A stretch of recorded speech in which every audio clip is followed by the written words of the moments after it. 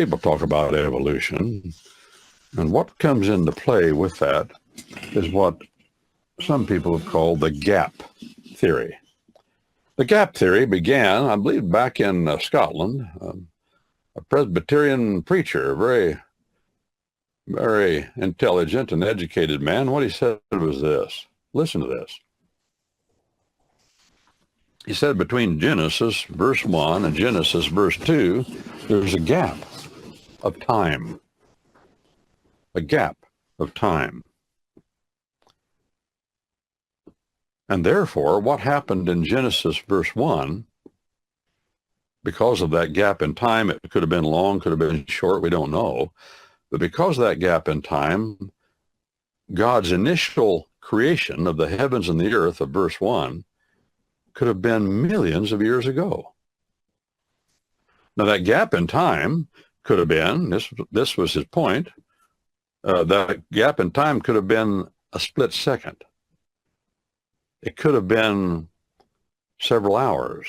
It could have been several years, several decades, several centuries, several thousands of years, several millions of years. We don't know because the Bible doesn't say. Now, why did he say that?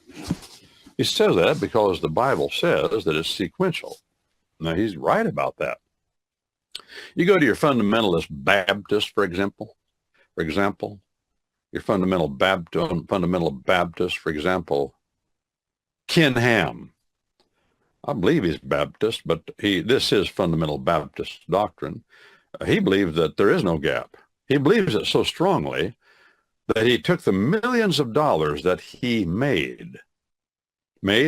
received, teaching that the earth is very young.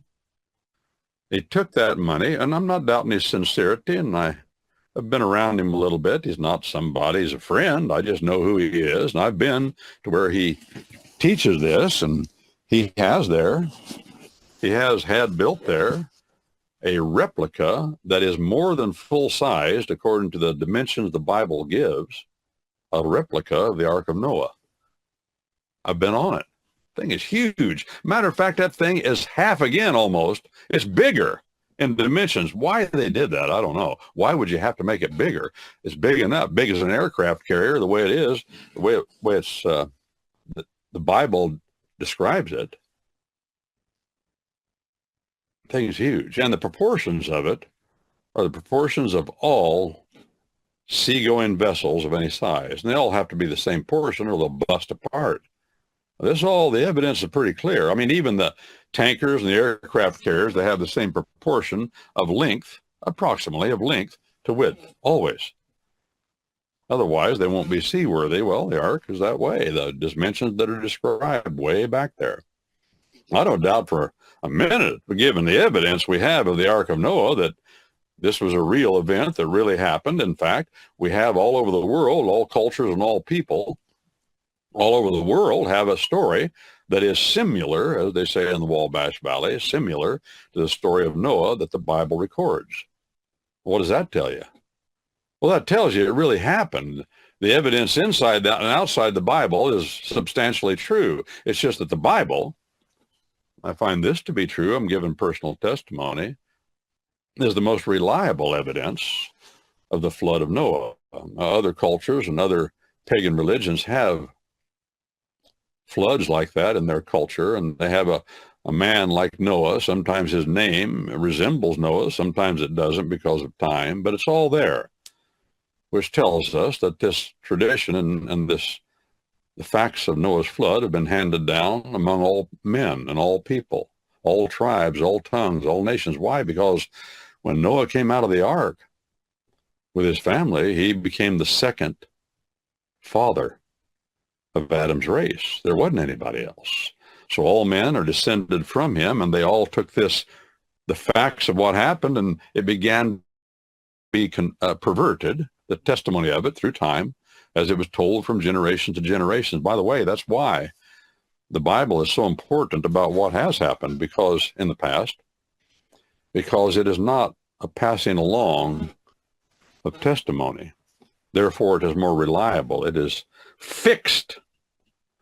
The Hebrew tongue is fixed in its meaning at that time when it was written. It's not a tongue that's even spoken today like the Bible's tongue. Oh, they tried to resurrect it in Israel, but that is not the tongue of the Hebrew of the Bible. There are many similarities. They tried to build it on that, but at this point, that tongue is now morphing and changing as humanity changes. And it's changed a lot since they first started doing it back in there was one fellow there back in the 1930s that said, I'm going to take the language of the Bible and I'm going to make it a spoken tongue again after it's been a dead language for a few thousand years. Well, that's what happened. Many accounts. But he said there's a gap there. In the beginning, the Bible says, in the beginning, bara barashith, in the first yield, in the beginning. The first yield, why do I say first yield? Because that's the word, barashith, that the Bible uses in the law of God in Leviticus to speak of the first fruits, the first cutting of the hay, the first fruits that come off of the tree and the vine. Those are the big ones. Those are the strong ones. Those are the best ones. The first fruits of the year. Barashith bara. Barashith bara. In the beginning, Barashith bara. Elohim, God, created Eth Hashemayim wa Eth Haaretz, the heavens and the earth. Bingo, bam, he did it. There it is. And then what does it say in the second verse? It says, and the land, the heavens and the earth means the sky and the land is a better translation. The Winterized version puts it that way. The sky and the land, the King James and many of the other English translations say the sky and the land was tohu wavohu, formless and void, desolate and empty. The Winterized version I translate a bad land and empty. A bad land? Yeah, bad lands are lands that are not good for anything. I just drove through South Dakota not long ago. I have friends there, Stephanie and Kurt. And by the way, Stephanie, if you're listening, Kurt, I wanted to stop and see you, but I couldn't. But you know what I'm talking about when I talk about Rapid City and I talk about the Badlands where they're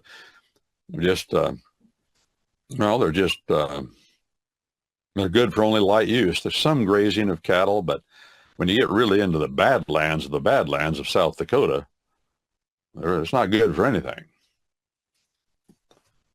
And that's what that word means. Tohu, not good for anything. It's just land. Like my great-granddad said the first time we went west, I was just a little bitty boy, 4.5 years old. I remember I was sitting in the back seat. I went across old Route 66, no interstates, or Route 66, going to California. And my great-granddad had never been more than 200 miles from his house, if that. By the way, he was born in the same town as Burl Ives, Hunt City. Burl Ives, and kind of acted like him too. I don't know what that means. That wasn't all good. Burl had some problems. But he said, land of living. He got out there in that desert and the bad lands, and he said, looks like God made the whole world and it had a bunch of material left over, and he just dumped her right here. And when I drive through those kind of places still, I remember what my granddad said in his evaluation of the situation. And it does look like that. And maybe that's what God did. I don't know, but it is not good for much. Tohu wavohu. Oh, let's get back to why this Scottish preacher said this. Just remember the galoot's name. Not important. But he said there's a sequence there. In the beginning, God created the heavens and the earth. And he says, it doesn't say the earth was formless and void. In fact, the Hebrew tongue has no verb of being. B-E-I-N-G. It has none. No Semitic tongue does. Arabic doesn't either.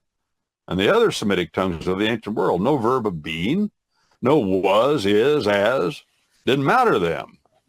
Those are verbs that have no action. They're just, I was, see, there's no action in that. I am Brent. There's no action in that, see. Was, is, am, are. That's something from the West. In the East, they didn't have that kind of stuff. If it didn't have action, if it didn't move, and you couldn't see it move, it didn't exist. Action was center to them. That's an important point, by the way, for what the Bible has given to us. We're an action-oriented people because of the Bible. That's the tenor of the whole tongue of 70%, almost 70% of the Bible, the Old Testament. Well, it doesn't say the earth was formless and void. They would have had no concept of such a thing. Well, what does it say then? It says the earth became formless and void. The earth became. God created the heavens and the earth, verse 1, and the earth became. That's fact. It became. There is no verb of being there. This is something that happened after. Now, that's true. And this old Scottish preacher, he had that figured out.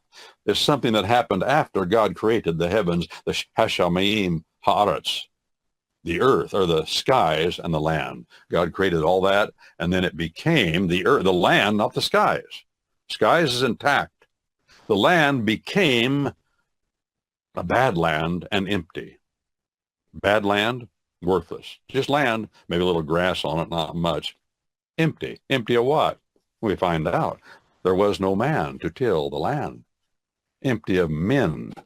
Empty of somebody to care for the land. And therein, the theme of the whole Bible is set and the trust settlement of God. Why did God create man? Well, he tells us, right? It's all in that first and second verse, in incipient form. And it's unfolded and played out full-blown then throughout the rest of the Bible. Hear me. I'm just talking on good evidence. Please hear me. So, is what happens in verse 1 different than what happened in verse 2? Yes. Is there a time gap between verse 1 and verse 2? Well, it may have been minuscule. I don't know, but there had to be some kind of a time gap because you can't have one thing happening and then another happening after that. Is there evidence then given from the Bible that the earth is millions of years old? And the answer is yes. It's not a matter of geology. And I'm a fellow that spent a lot of time in geology. I don't know everything about geology, but I've learned a little bit about it. I worked in the mining fields. I just tell you who I am and what I've witnessed. That's all I'm telling you. And I can tell you there are things where I'm from, the Wabash Valley, there are about 70 layers of coal under the Illinois basin. Under the Illinois-Indiana basin, reaching over into West Kentucky, all that area. 70 layers of coal. How long does it take to make 70 layers of coal? Well, people say it would happen during the flood. Is that possible? Yes. That would have been after the verse 1 and 2 of Genesis 1:1. That's true. But also keep in mind that there are a lot of other things in geology. And I've been all over the Rocky Mountains. I've crawled all over the deserts of this deserts. I've crawled all over the deserts, the arid deserts of the southwestern United States. And I can tell you there are things there that point to, and this is evidence beyond the Bible, but point to an old earth. But see, Genesis 1:2 is a reforming, a recreation. Listen, Jeremiah says God did not. Jeremiah, the prophet, later on says God did not make the world tohu. What's tohu? That's the word that the King James boy is translated formless. He didn't. Well, he gives testimony he didn't. The Bible says he didn't. The verbs there indicate he didn't. So I'll go with the Bible and all of the evidence that Ken Ham, and I like him, amasses from geology is not the chief evidence, the trumping evidence. What's the trumping evidence? The court of last resort. The Bible. And the Bible says there was a creation of the heavens and the earth, verse 1, and then something happened and it became the earth, not the skies, became tohu wavohu, the very thing that Jeremiah, the prophet, said didn't happen in Genesis 1:1. This is Brent Allen Winters, commonlawyer.com. www.commonlawyer.com.